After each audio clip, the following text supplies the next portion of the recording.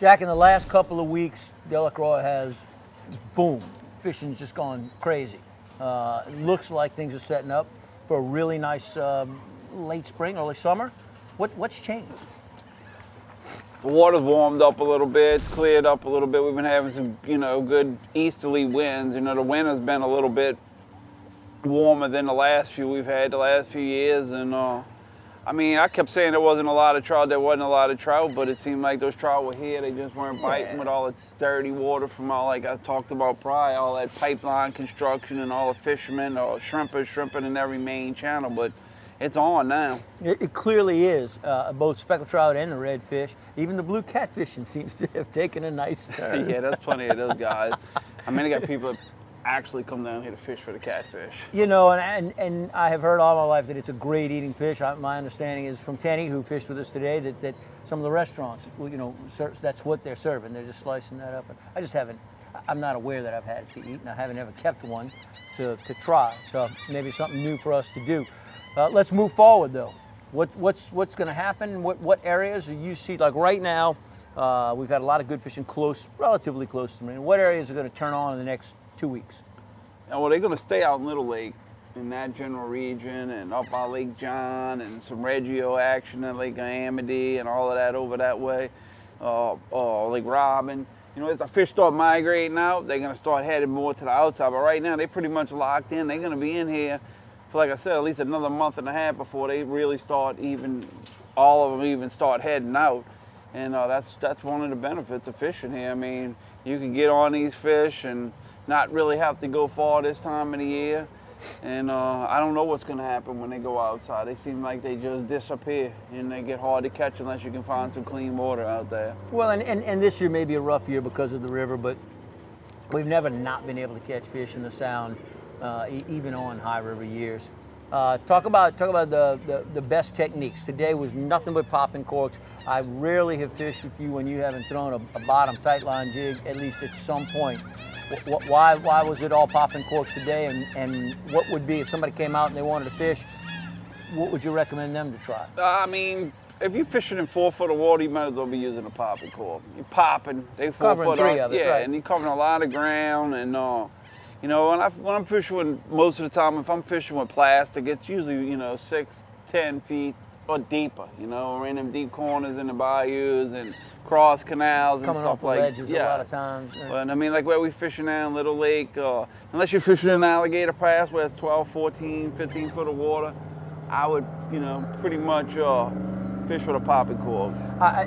You should know I'm a huge, ginormous Berkeley Gulp fan. I tried it a little today, and for whatever reason, if it wasn't, even dead shrimp, but if it wasn't shrimp, they weren't interested. Nah, they it's funny. It's funny that they act like that, but it's No, he's laughing. You hear that noise? If you hear that noise, that's not an airboat. That's money. That's money to Jack, because when they run like that, they have to come to the fuel pump more often and get more gas. That's about $22.50 right there. And he's counting. While you're watching, he's going $1, $2, $3, $4. Anyway. So live bait, we were talking about live bait and even dead bait, but right now live bait looks like we're going to go right through the summer. It doesn't look like we'll even have a break. Nah, that's going to be live shrimp. That's one good thing about the guy that catches my bait. He's pretty accurate. He catches bait all year long, and we keep the tanks pretty full. Like, the last few weekends, if you weren't here before 7:30, 8 o'clock, there wasn't any more shrimp. We launched a lot of boats. People were wanting to buy a lot of shrimp. A lot of people get aggravated. We limit the boats to 50 shrimp per person. I know it makes people mad, but guess what? 50 is better than none. Yeah, and you get it. And everybody gets an opportunity. I hate when the little fellas come down, little girls, oh, no more shrimp.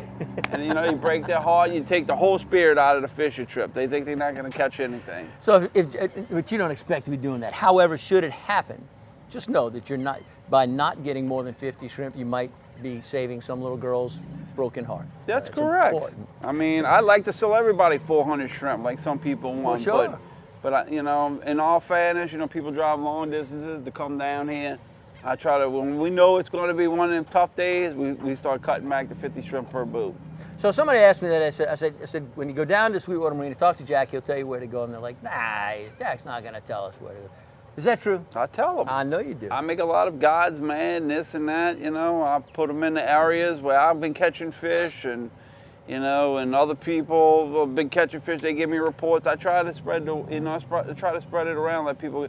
And not everybody's going to catch their limitless fish. Well, the fish don't always stay exactly the No. way you tell them, do they? And some people are tickle pink to catch 10 fish, 10 trout, 5 redfish. That's like the best day in the world to them. So, you know. Nothing wrong with that. No, it's wonderful. Really nothing. 15 fish is still a lot of fish to take home and eat. So there you go. You got 3 ways to come down to the Sweetwater Marina with Capt and Jack and catch fish. You got the information he just gave you. Get out on your own and go do it. You certainly can ask him when you come down here, and he may point you in some good directions. And the third way is give him a call, jump on the boat, and just go fish with him. He's a lot of fun. We always have a great day, even if I do have to catch more fish than he does every time we go. Gets a little old, but you'll have to charter with him a lot before that wears on you. So there you go. Come on down to Sweetwater Marina. Come see Capt and Jack. Thank you for a great day. Yeah. As always, Boom! fight home, a kick in the butt. And there's your 5 minutes. Capt and Jack, Payne, and Delacroix. You should have everything you need to come down here and catch a whole bunch of speckled trout, redfish, sheep's head, blue cat. What did we miss today? I think that's all. Stingray. Well, that was Tenny. Stingray. He caught a stingray. You can catch a stingray too if you want. Thanks for joining us.